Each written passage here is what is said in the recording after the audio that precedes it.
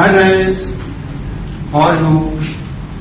I hope all is okay and you are very happy and welcome to my lecture. So this lecture is connected with the previous lecture, and in the last lecture we have done what we have done about the initial transactions. What was the basic, which was the basic, you can say the record keeping part in the accounting system. So that was the first step when you are going to record the information in the accounting system. So that was the journal. So we have already done this. This was the journal. I have written only G and J, which means journal. If you are not satisfied, I can write journal.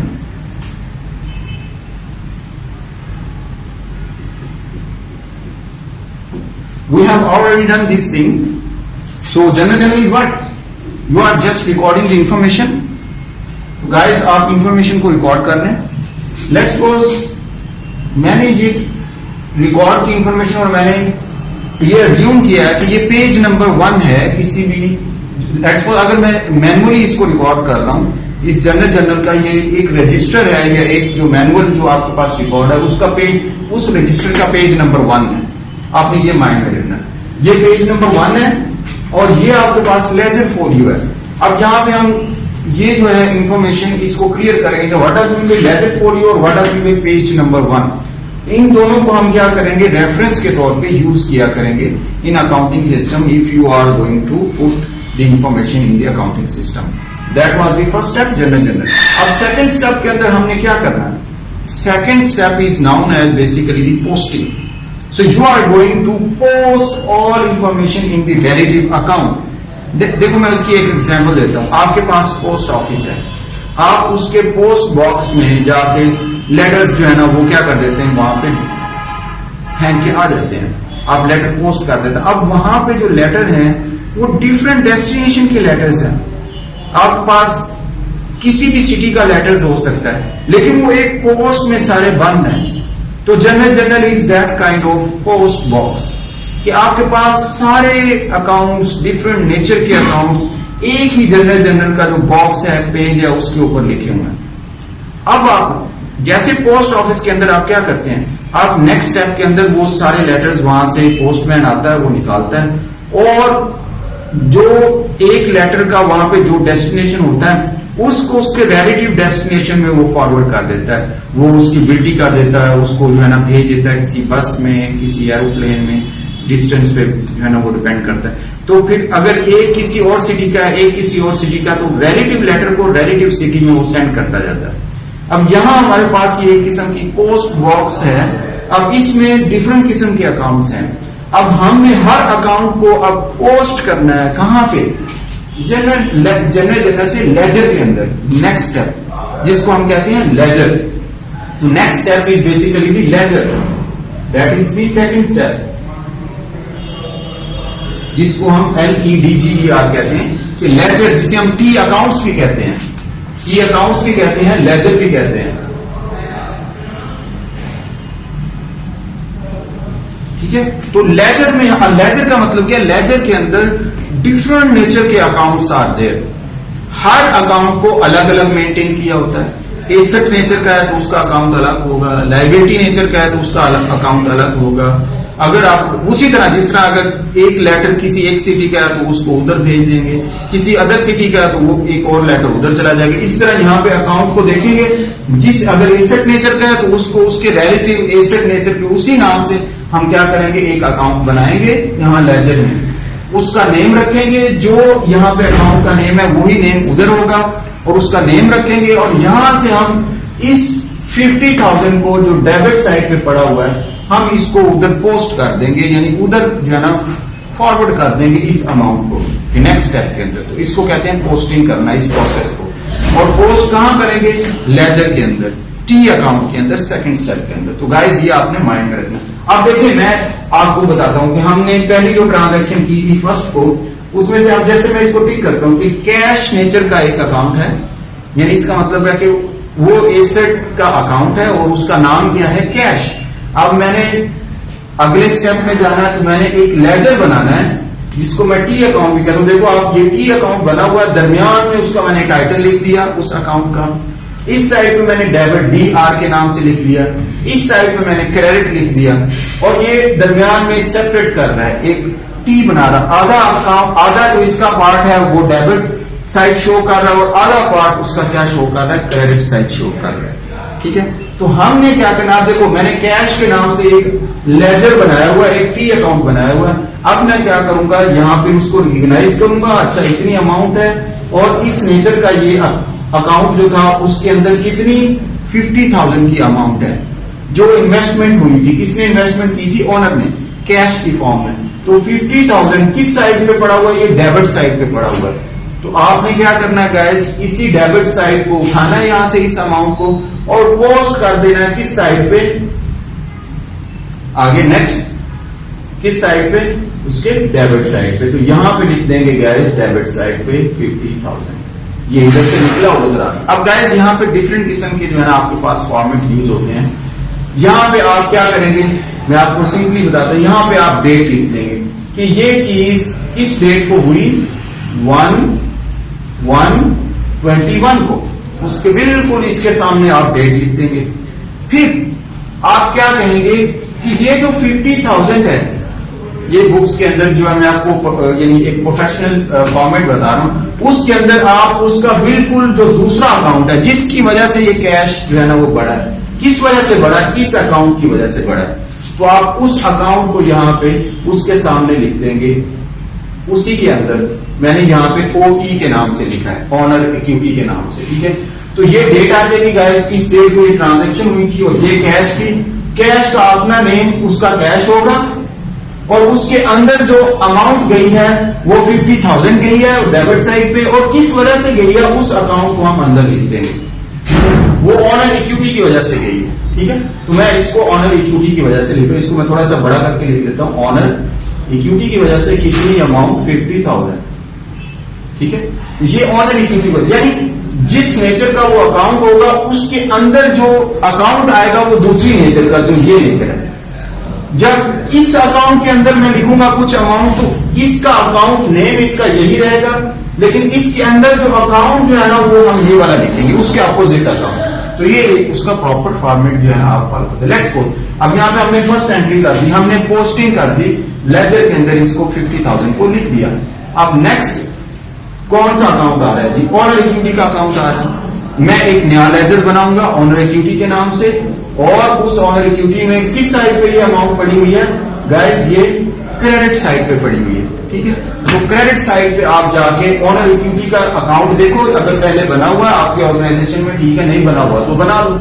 Honour equity title दरमियान में आ जाएगा, इधर debit side और इधर credit side, और कितनी amount guys 50,000, किस date को हुई थी, इस डेट को, और उसके अंदर दूसरा उसके अपोजिट अकाउंट पड़ा हुआ है वो हम लिख देंगे उसके अंदर। आप देखिए यहाँ पे किस डेट को हुई थी, 1/1/21 को, और कितनी अमाउंट थी 50,000। ये आपके पास इस साइड पे चूंकि आएगी क्रेडिट साइड पे, तो 1 और 21, और किस टाइप की जो है ना आपके पास कितनी अमाउंट है क्रेडिट साइड पे। ये देखिए गाइस, आपने इस चीज को माइंड में रखना है, डेबिट साइड पे है तो अमाउंट डेबिट साइड पे, क्रेडिट साइड पे है तो ऑनर इक्विटी का अकाउंट होगा, क्रेडिट साइड पे अमाउंट आएगी कितनी 50,000। और हम उसके अंदर मैंने जो आपको एक तरीका बताया कि ऑनर इक्विटी के अंदर हम सामने उसके अपोजिट अकाउंट लिख देंगे, अंदर उसका मेन अकाउंट वही रहेगा, लेकिन उसके अंदर अकाउंट में जो है ना ये यहाँ पे लिख देंगे, एक फॉर्मेट देता है, तो आपके पास ये अमाउंट यहाँ पे पोस्ट होगी। नेक्स्ट देखिए कंप्यूटर का मैंने टिक किया, कंप्यूटर की अमाउंट किस साइड पे पड़ी हुई है, 2,500 आपकी अमाउंट डेबिट साइड पे पड़ी हुई है, आप इसको टिक करें। कंप्यूटर का लेजर बनाएं, ये लेजर बना हुआ है, उसके किस साइड पे, डेबिट साइड पे।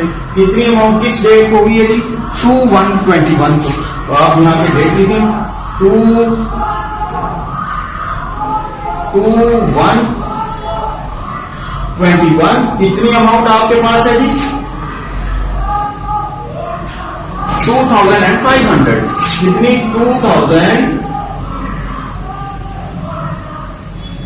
2,000 और 500।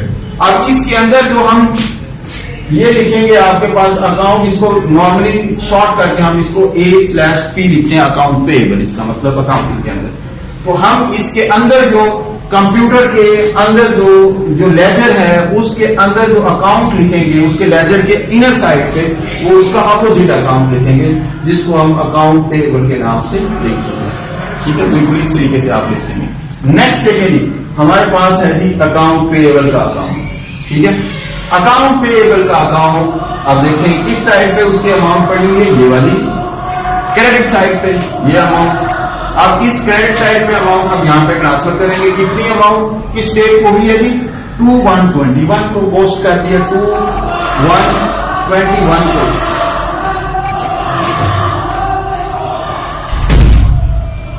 तो अब यहां पे 21 आ गया। अब उसके अगेंस्ट यहां पे कितनी अमाउंट आ गई 2500 और इसके अंदर इसका अपोजिट अकाउंट रहेगा कंप्यूटर। ठीक है, तो ये गाइस मैं यानी उसके अंदर जिस वजह अकाउंट पेएबल किस वजह से कंप्यूटर की वजह से तो मैंने उसके लिए अब जैसे ही मैंने कंप्यूटर का बनाया था कंप्यूटर के अंदर ये जो अमाउंट आ रही है अकाउंट पेएबल की वजह से मैंने ये कंप्यूटर यानी ये एक दूसरे का रिवर्स अकाउंट उसके अंदर जाएगा लेकिन टाइटल ऑफ द अकाउंट वही रहेगा। अगर मेन अकाउंट ये है तो ये टाइटल उसका ये रहेगा लेकिन उसके इनर साइड पे उसका ऑपोजिट अकाउंट लिखा रहेगा। ये जो मैंने लिख दिया। ठीक है, अब नेक्स्ट देखें आपके पास क्या है जी ऑफिस सप्लाईज। ऑफिस सप्लाईज कितनी है, ऑफिस सप्लाईज किस डेट को हुई है जी 3/3 को। ठीक है, 3/1/21 को कितनी हुई है 500 से किस साइड पे डेबिट साइड पे आपके पास। तो अब आप इसको पोस्ट करेंगे। ठीक है, कितना 550 से 550 से डेबिट साइड पे किस वजह से आपने ऑफिस सप्लाई कैश की वजह से बाय की है तो आप यहां पे कैश उसके सामने बिल्कुल लिख देंगे। क्लियर हो गया गाइस यहां तक।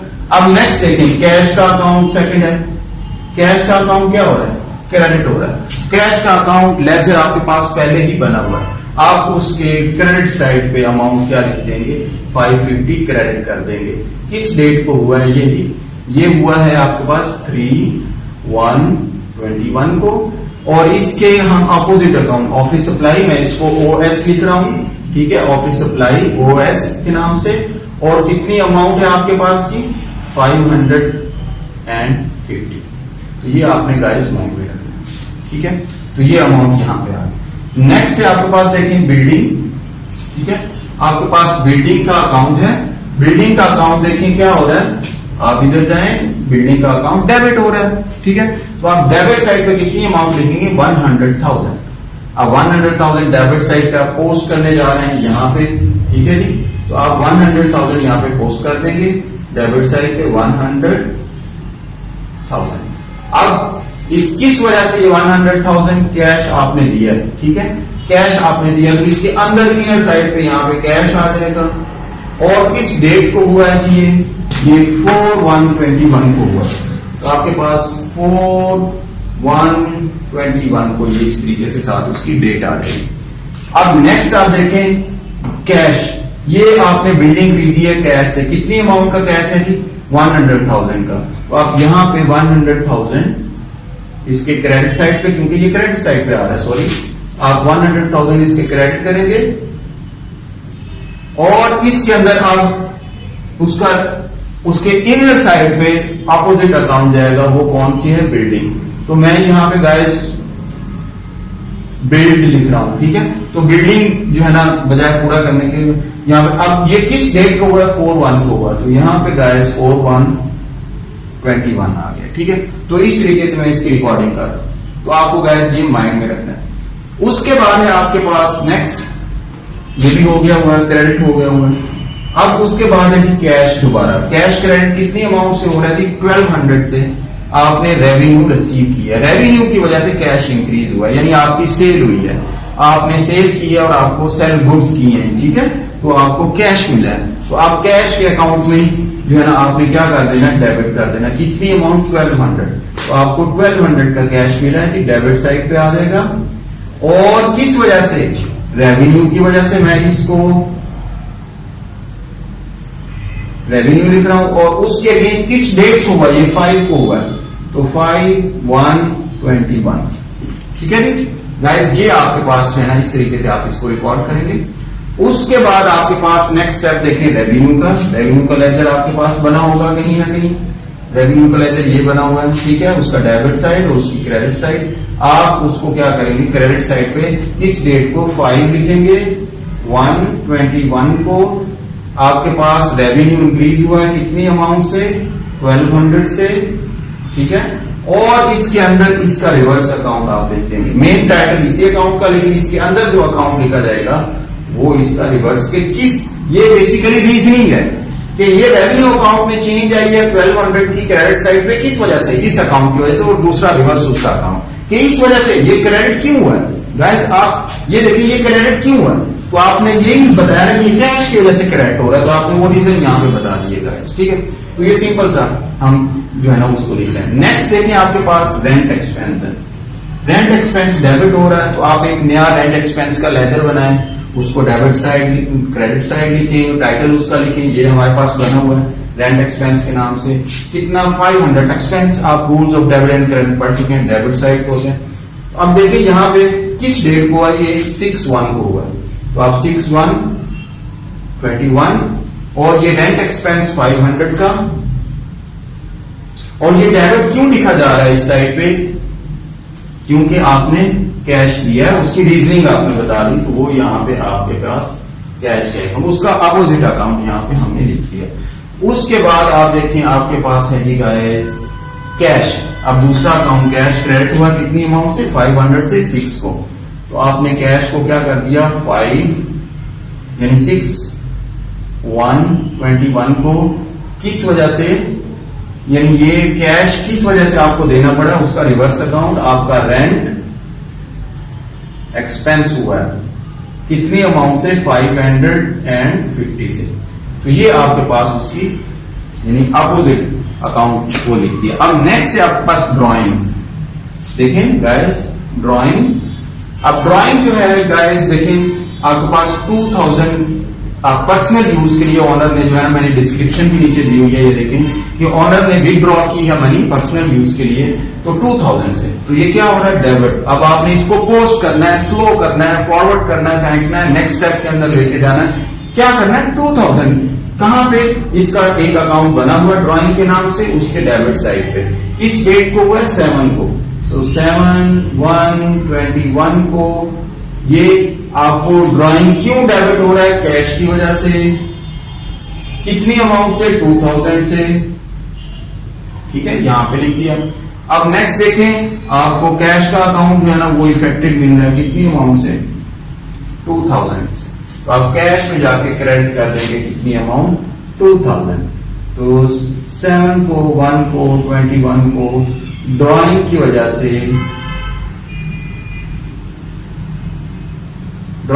से, कैश क्या हो गया 2000 से क्रेडिट हो गया।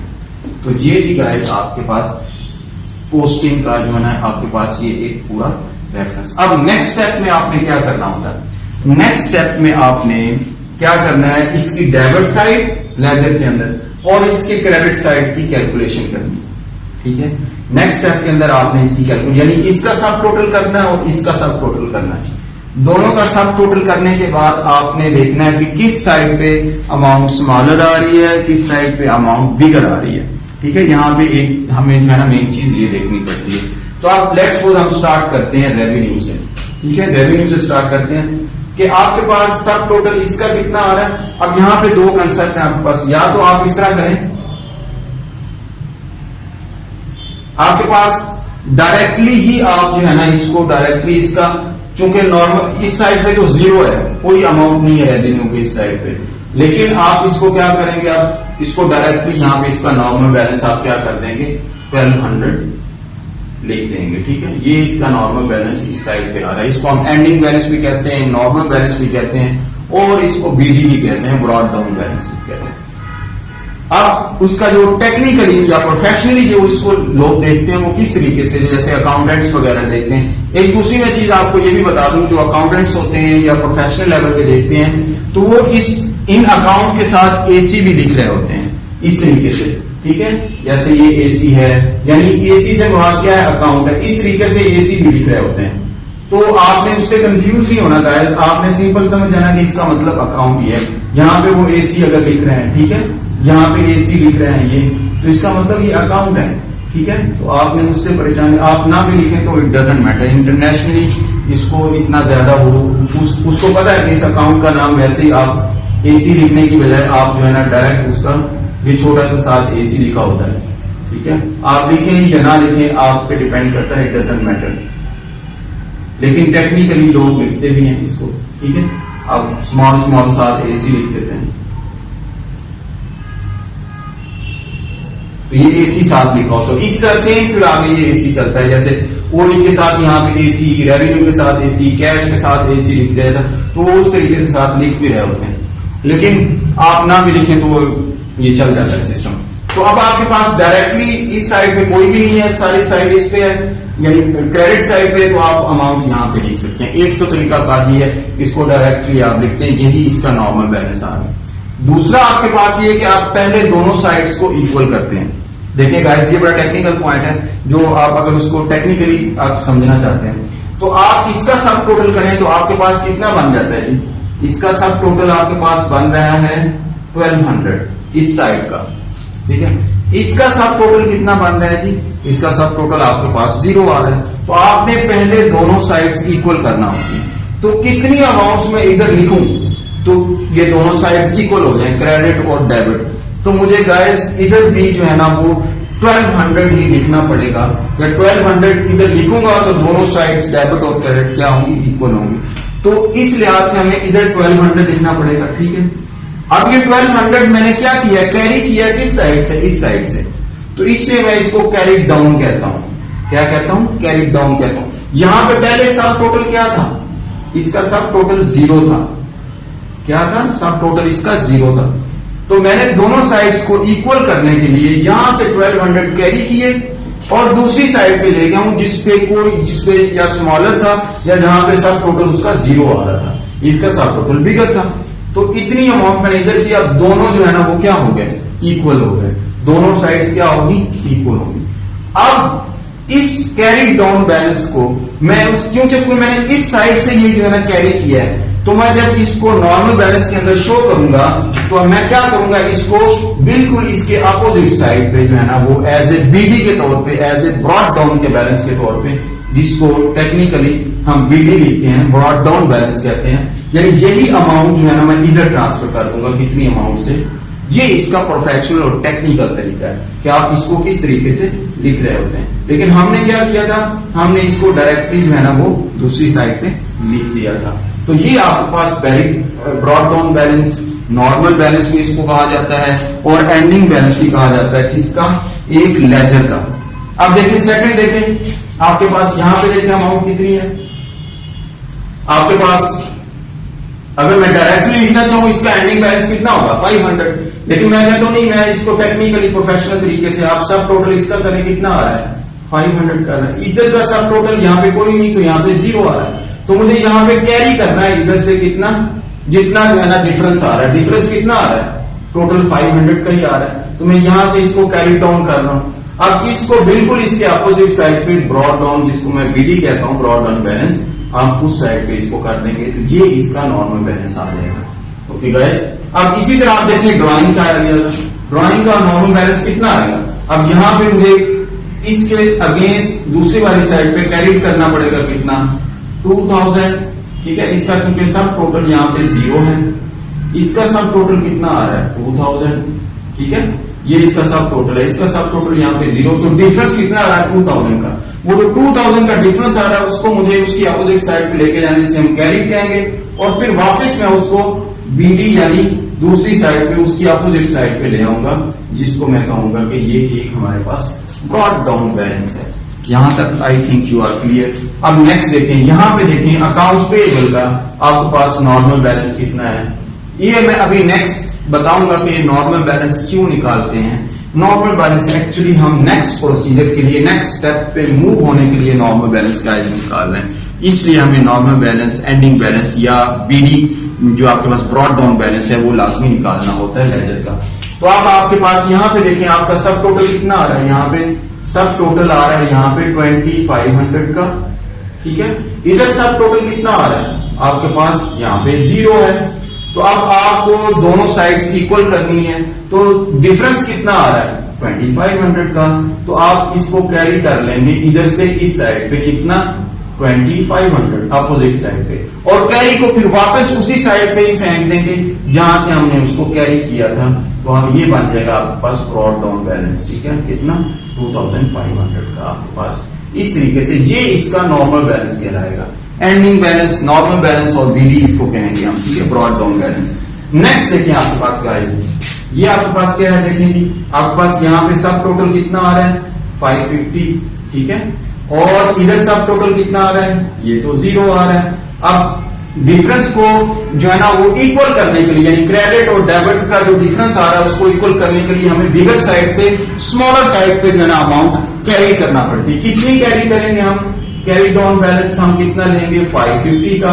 अब इसको बिल्कुल उसके ऑपोजिट पे हम क्या कर देंगे, ब्रॉड डाउन बैलेंस कर देंगे 550 का।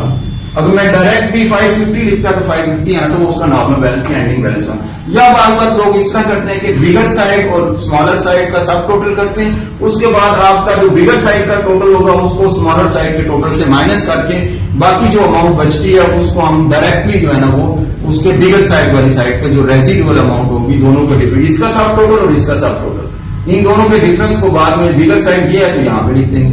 That's simple. अब आपके पास नेक्स्ट देखें, आपके पास क्या है, यहां पे सब टोटल करें कितना आ रहा है जी 100,000 का। ठीक है, अब इसके अगेंस्ट यहां पे सब टोटल कितना आ रहा है 0 का। ठीक है, अब हमें कैरी करना है कितना, कैरी डाउन बैलेंस करना है कितना 100,000। ठीक है, अब इसी कैरी डाउन बैलेंस को मैं कहां पे लेके जा रहा हूं, बीडी एज ए बीडी, इस लेजर बिल्डिंग के लेजर में 100,000 as a brought down balance लेके जा रहा हूं। तो ये हमारे पास इस साइड पे आ रहा है, इसका डेबिट साइड पे। अब देखें आपको साइड्स भी क्लियर होती जा रही है कि किस साइड्स पे लेजर का बैलेंस आता जा रहा है, क्रेडिट साइड पे आ रहा है या डेबिट साइड। देखिए रेवेन्यू का क्रेडिट साइड पे है, रेंट का डेबिट साइड पे है, ड्रॉइंग का डेबिट साइड पे है, आपके पास पेएबल का क्रेडिट साइड पे है, ऑफिस सप्लाईज का डेबिट साइड पे है, आपके पास बिल्डिंग का किस साइड पे है, डेबिट साइड पे है। अब आप देखें इसको, देखें आप, अब यहां पे देखें आपका सब टोटल यहां पे कितना है जी, यहां पे सब टोटल आ रहा है 2500 और यहां पे सब टोटल कितना आ रहा है 0। ठीक है, अब आप यहां पे क्या करेंगे, इसको जो है ना इधर यानी इक्वलाइज करेंगे तो आपको कैरी डाउन बैलेंस करना पड़ेगा कितना 2500 का। ठीक है, तो आपके पास ये 2500 इधर, अब इसको हम दूसरी साइड पे ब्रॉड डाउन करेंगे तो आपके पास 2500 ये इसका नॉर्मल बैलेंस आ जाएगा डेबिट साइड पे कंप्यूटर पे। अब आप देखें आपके पास यहाँ पे सब टोटल कितना है 50,000 का ऑनर इक्विटी ने इन्वेस्ट किया है। ठीक है, इसका सब टोटल कितना है यहाँ पे 0 है, आपको यहाँ पे कैरी करना पड़ेगा कितना 50,000। ठीक है जी, अब आपको उसी अमाउंट को दूसरी साइड पे जहां से आपने कैरी किया है डिफरेंस को फुल करने के लिए, फिल करने के लिए, तो आप क्या करेंगे उसको एज ए बीडी यहाँ पे लिख देंगे 50,000 और यही इसका नॉर्मल बैलेंस कहलाएगा, ब्रॉड डाउन बैलेंस। अब है जी लास्ट पे कैश का। कैश का मैंने इसलिए पहले नहीं किया था ताकि वो अमाउंट थोड़ी सी कैलकुलेशन उसकी करने वाली है तो आपको इजी रहेगा उसके अंदर अमाउंट्स के अंदर। तो अब आप देखें आपके पास 50,000 और 200 आपके पास 1200 आपके पास रेवेन्यू है। ठीक है, तो हम इसको कैलकुलेट करते हैं, आप देखें इसकी कैलकुलेशन करते हैं हम। तो आपके पास 50,000 और 1200 कितना बन गया 51,200, ये इसका सब टोटल 51,200 ये इसका सब टोटल बन गया।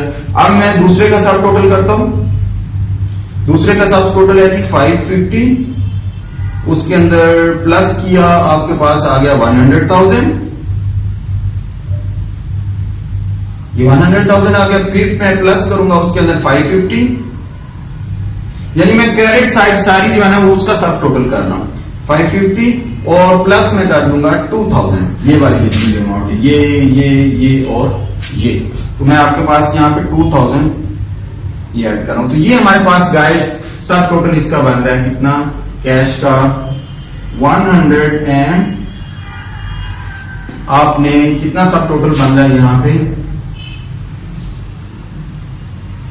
103,100 ये इसका सब टोटल बन रहा है, ठीक है।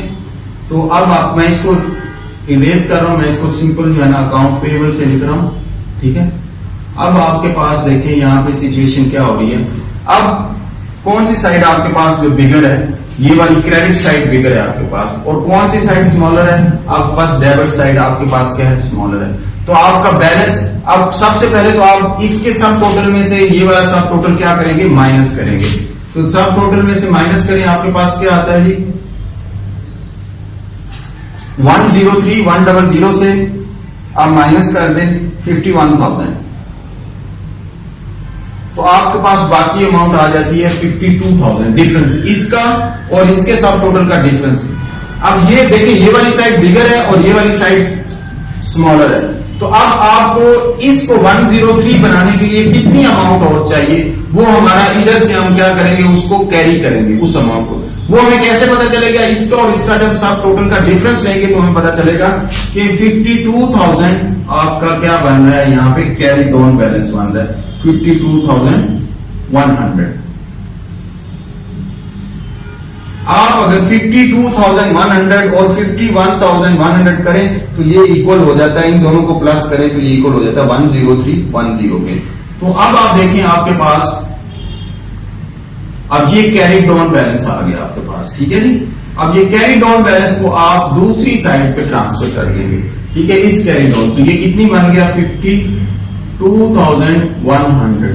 ये आपका क्या आ गया, बीडी प्रॉब्लम। अब ऐसे ही देखें, 1,03,100 में से आप अगर निकालें 51,200 तो 1,03,100 माइनस 51,200, तो आपका आंसर ये आएगा 52,100। तो आप इसी 52,100 को नीचे नॉर्मल बैलेंस के तौर पे कैश का नॉर्मल बैलेंस शो करवा रहे हैं, और उसके अगेंस्ट आप क्या शो करवा रहे हैं, आप उसको कैरी डाउन उसके अपोजिट साइड पे। तो ये था गाइस हमारे पास लेजर। अब आपको मैं एक और चीज यहाँ पे बताना चाहूंगा। अब आप देख लें कि आपके पास जितने भी एसेट्स का यहाँ पे उनका बैलेंस मिल गया, आपको जितने भी अकाउंट्स थे यहाँ पे उनका बैलेंस मिल गया। दूसरी बात आपको मैंने ये बतानी थी कि यहाँ पे लेट्स सपोज मैं कहता हूं ये पेज नंबर 1 है, तो आपको हर ट्रांजैक्शन के सामने पेज नंबर 1 लिखना पड़ेगा कि ये जितनी भी ट्रांजैक्शन आ रही हैं आप यहाँ पे P1 लिख देंगे। P1 जैसे मैं यहाँ पे लिखता हूँ ये P1 पे है, यानी पेज नंबर 1 पे है। तो आपने ये वाला जो रेफरेंस है इसको लेट्स सपोज आपने कहा हुआ है कि ये P1 है, यानी पेज नंबर 1 है। तो आप इस P1 को सारी ट्रांजैक्शन के सामने यहाँ पे भी P1 लिख देंगे। इसका मतलब है कि ये P1 यानी पेज नंबर 1 से ये ट्रांजैक्शन जनरल के पेज नंबर 1 से ये सारों में आप देखते हैं, तो पेज नंबर 1 से ये ट्रांजैक्शन आई है, और उसके अगेंस्ट यहाँ पे जितने भी अकाउंट्स हैं इनको ऑर्गेनाइजेशन, बिजनेसेस या हमारे जितने भी अकाउंटिंग स्टैंडर्ड्स जो हमारे पास हैं वो ये कहते हैं कि आप हर अकाउंट को स्पेसिफिक नंबर देंगे।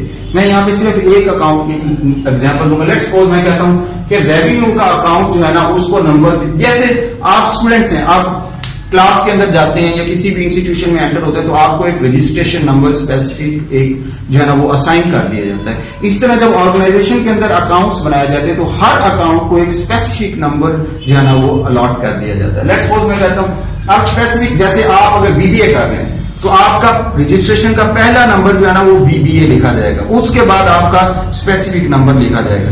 इसी तरह यहाँ पे अगर एसेट नेचर का अकाउंट है तो पहला 1 से स्टार्ट होगा। लाइबिलिटी का अकाउंट मैं सपोज कर रहा हूँ, लाइबिलिटी का अकाउंट है तो वो 2 से स्टार्ट होगा। उसके बाद वैलिडिटी अकाउंट, फिर लाइबिलिटी के कई अकाउंट होंगे तो फिर हर एक को अलग अलग नंबर दिया जाएगा। इस तरह अगर एसेट के अंदर एसेट का सारे अकाउंट कहां से स्टार्ट हुआ करेंगे, 1 से, और 1 के बाद फिर 01 लेट्स सपोज बिल्डिंग का है, 02 कैश का है, 03 101 102 103। तो ये 11 जो शो कर रहा है ये बता रहा है कि ये एसेट नेचर के सारे अकाउंट आ रहे हैं। आगे 01 02 03 04 वो सारे बता रहे हैं कि ये अकाउंट के स्पेसिफिक नंबर है। जिस तरह बीबीए 101 102 103, तो आपके डिफरेंट किस्म के रजिस्ट्रेशन नंबर आते हैं, वो नंबर जो चेंज होते हैं। तो अकाउंट्स भी इसी तरह बनाए जाते हैं। हर लाइबिलिटी जो आपको मैंने 5 हेड्स ऑफ द अकाउंट्स बताए थे लास्ट लेक्चर के अंदर, प्रीवियस लेक्चर में, तो उसके अंदर आपको बताया था ना, तो हर हेड जो अकाउंट्स की जो है ना नेचर के मुताबिक उसको एक नंबर अलॉट होता है जो शो करता है कि ये एसेट, लायबिलिटी, रेवेन्यू या एक्सपेंस किस से बिलोंग करता है, 1 2 3 4 5। बस ये 5 नंबर आपके आ गए। उसके बाद फिर आगे रिलेटिव अकाउंट के आगे नंबर आते जाएंगे। तो आप लेट्स सपोज मैं कहता हूं कैश का एक अकाउंट है, उसको मैंने का भी ये हर एसेट का अकाउंट कहां से स्टार्ट होगा, 1 से। अब देखिए यहाँ पे कंप्यूटर है, तो कंप्यूटर भी एसेट है 1 से स्टार्ट। अब मैं कहता हूं जो ये आपके पास कैश है, इसको मैंने स्पेसिफिक नंबर दे दिया 01, ठीक है, तो ये 01 यहां पे आ गया, ठीक है, तो ये इस अकाउंट का नंबर है। तो ये वाला अकाउंट जो है मैं कहां पे लिखूंगा, यहां पे लिख दूंगा, ठीक है, यहां पे कैश के अकाउंट के सामने क्या लिख दूंगा, 101। इसको मैं कहूंगा कि ये लेजर फोलियो है 101, यानी अब क्रॉस रेफरेंसिंग होगी। इसको मैंने रेफर कर दिया कहां पे, देखिएगा इधर, और इसके पेज को मैंने रेफरेंस कर दिया कहां पे, इसकी ट्रांजैक्शन में। अगर कोई कहे कि अच्छा मैं अब क्रॉस रेफरेंसिंग की होती, बार ट्रांजैक्शन रिकॉर्ड करते हुए गलती हो जाती है, या कोई पर्सन ये चाहता है कि यार मैं देखना चाहता हूं इन डिटेल कि ये ट्रांजैक्शन में मुझे डाउट लग रहा है, या ये फ्रॉडुलेंट ट्रांजैक्शन है, या कोई इसमें प्रॉब्लम है, तो वो डायरेक्ट जाएगा जनरल में, उस डेट में जाएगा, उसके अकाउंट नंबर को देखेगा, अच्छा अकाउंट नंबर, और फिर इसके पेज को देखेगा, अच्छा ये वाले अकाउंट नंबर की ये वाले 50,000 पेज नंबर 1 पे हैं, तो वो उधर जाएगा, तो उसमें देखेगा पेज नंबर 1 पे कौन सी ट्रांजैक्शन पड़ी हुई है, वो डायरेक्टली पेज नंबर 1 की ट्रांजैक्शन देखेगा, उसमें देखेगा अच्छा ये जो है वो आपके पास ऑनर यानी यहाँ पे ये ऑफिस सप्लाई की वजह से ये ट्रांजैक्शन हुई थी, या यूं समझ लिया ये वाली ट्रांजैक्शन P1 यहाँ पे लिखा हो, तो वो कहेगा कि अच्छा ये वाली चीज है, तो ये पेज नंबर 1 पे ये वाली ट्रांजैक्शन है, यहाँ पे मैंने पेज नंबर 1 नहीं लिखा था, मैं दूसरी साइड से लिख कर मैं कहता हूँ ये पेज नंबर 1 पे है, तो ये इस तरीके से आपके पास है इंफॉर्मेशन। तो पेज नंबर 1 पे 50,000 की ये ट्रांजैक्शन है, अकाउंट नंबर ये है, तो क्रॉस रेफरेंसिंग होगी आपकी। पेज नंबर 1 पे ये वाला आ गया, क्रॉस रेफर हो गया। तो इस तरीके से क्रॉस रेफरेंसिंग की जाती है। तो इसलिए यहाँ पे लेजर फोलियो यानी लेजर का नंबर दिया जाता है, और इधर जो है ना वो जनरल पेज का रेफरेंस दिया जाता है। इधर पेज रेफरेंस आएगा जनरल का, और इधर लेजर का रेफरेंस उधर चला जाता है। तो ये आपस में फिर क्रॉस रेफरेंस होके अगर कोई इसको चेकआउट करना चाहे, उसका देखना चाहे गलती वगैरह, तो वो देख सकता है। तो ये हमारे पास गाइस उस रेफरेंसिंग के पॉइंट ऑफ व्यू से है। अब सेकंड पॉइंट आपके पास ये है कि आपने सबके बैलेंसेस आप निकाल लिए, आपको पता चल गया कि मेरे हर अकाउंट का आखिरी बैलेंस उसके यानी पूरे, अब ये ट्रांजैक्शन तो बिल्कुल 4-5 है ना, तो बिजनेस के अंदर तो हर अकाउंटिंग साइकिल के अंदर 1000 transaction would be there, so you will have to record दो transaction, at the end you are going to get the normal balance, ending balance, और जिसको you can say BD, over that balance you are going to calculate, you are going to account for that balance as usual, जिस तरह हमने अभी किया। Now then after this what would you do, you will transfer this, and now you want to check whether I have correctly recorded the information or not. So how you are going to check? So that is the third point accounting system के अंदर। The third point is you are going to check whether you have correctly recorded or not. So that point is your trial balance. तो आप फिर इसी information को फिर आगे जो है ना वो ट्रायल बैलेंस के अंदर जो है ना जाके चेक करते हैं। तो गाइस अभी हम ट्रायल बैलेंस बनाते हैं, तो आपको उससे फिर इसका अंदाजा हो जाएगा कि कैसे इसी इंफॉर्मेशन को आगे कैसे जो है ना वो क्या किया जाता है, ट्रायल बैलेंस के अंदर ट्रांसफर किया जाता है। तो trial balance is basically the check whether you are correctly recorded debit and credit or not, and your balances are equal or not, क्योंकि हमने बताया कि जितने डेबिट होंगे उतने ही क्रेडिट होंगे। अगर आप उसके टोटल को चेक कर लेंगे, total debit and total credit को देख लें, अगर both are equal then it's mean you have correctly recorded. Regardless there would be some errors, आपके पास कुछ एरर हो सकते हैं, लेकिन ओवरऑल आप ह्यूमन एरर हो सकते हैं, या कोई ऐसी काउंटिंग एरर हो सकते हैं जो होंगे भी, लेकिन फिर भी ट्रायल बैलेंस इक्वल हो सकता है, लेकिन we are not going to discuss those thing. Overall, in general, we can say you can check your debit and credit, and you can total it, and you can calculate it. After this, if they are both are equal debit and credit, then you can say that my information is correct. I have correctly recorded the information. तो आप guys इसी normal यानी balances को आगे trial balance के अंदर let's suppose हम देखते हैं कि आप देखें आप उसको कैसे बनाएंगे।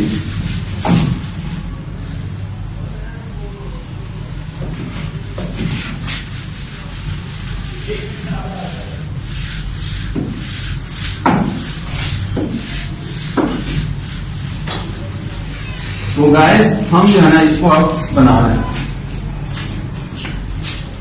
तो लेट्स सपोज अब आपके पास ये किसी कंपनी से रिलेटेड है ट्रांजैक्शंस, ठीक है। अब क्या करेंगे आप, सबसे पहले तो उस कंपनी का नाम लिखेंगे। लेट्स सपोज मैं कहता हूं ये कंपनी है X, Y एंड Z, ठीक है। अब आप स्टेटमेंट क्या बनाने जा रहे हैं, यहां से जो नेक्स्ट स्टेप है आपके पास अभी ट्रायल बैलेंस।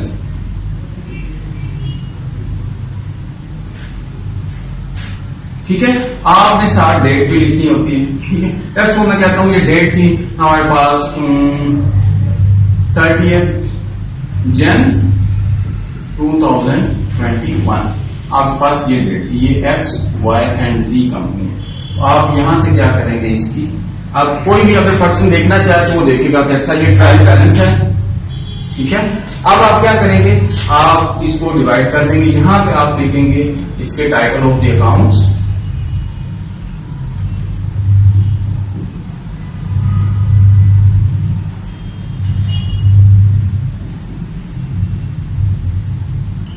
टाइटल ऑफ और अकाउंट्स आप लिखेंगे। यहां पे आप क्या करेंगे, अगर तो यहां पे आपने लेजर फोलियो को या उनके अकाउंट नंबर लिखने हैं तो ठीक है, I am not going to discuss those things, just I am going to repeat the trial balance. ठीक है, आप यहाँ पे डेबिट लिखेंगे, ठीक है, और फिर आप क्या करेंगे, क्रेडिट लिखेंगे। ठीक है, और इस तरीके से अब यहाँ पे क्या आएंगे, टाइटल्स आएंगे। टाइटल्स क्या आएंगे आपके पास, टाइटल मीन्स क्या अकाउंट्स आएंगे। लेट्स सपोज मैं कहता हूँ कैश का टाइटल, ये लेजर का टाइटल है, वो लेजर का टाइटल जो है वो यहाँ पे लिखा जाएगा कैश। लेट्स सपोज सबसे पहले क्या आ गया, कैश। फिर मैं कहता हूँ फिर क्या आएगा, ऑनर इक्विटी आ जाएगा। ठीक है, अभी मैं इसके सीक्वेंस के तौर पे नहीं लिख रहा, सिंपली आपको इंफॉर्मेशन के तौर पे बता रहा हूँ कि आप यहाँ पे क्या लिख देंगे, कैश लिख देंगे। फिर आप क्या लिख देंगे, ऑनर इक्विटी, जिसको मैं OE के नाम से लिख रहा हूँ। ठीक है, ये आपके पास OE के नाम से मैं उसको रिकॉर्ड कर रहा हूँ, ऑनर इक्विटी। फिर मैं कहता हूँ ये कंप्यूटर आ गया। ठीक है, आप कैसे ट्रायल बैलेंस बनाते हैं। फिर मेरे पास एक और अकाउंट है जिसका नाम है अकाउंट पेएबल। ठीक है, फिर आपके पास क्या है जी, ऑफिस सप्लाईज।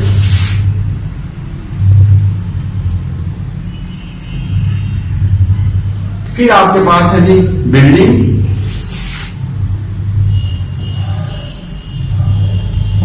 फिर आपके पास है जी गाइस रेवेन्यू।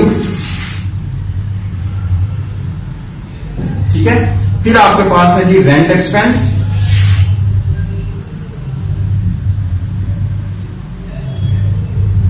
फिर आपके पास है जी गाइस ड्राइंग। तो आपके पास कितने अकाउंट्स है, 1 2 3 4 5 6 7 8 9। अभी मैं गिन भी देता हूं, उसको चेक कर लेता हूं। 1 2 3 4 5 6 7 8 एंड 9। मेरे पास 9 टाइटल है, 9 अकाउंट्स हैं इस कंपनी के।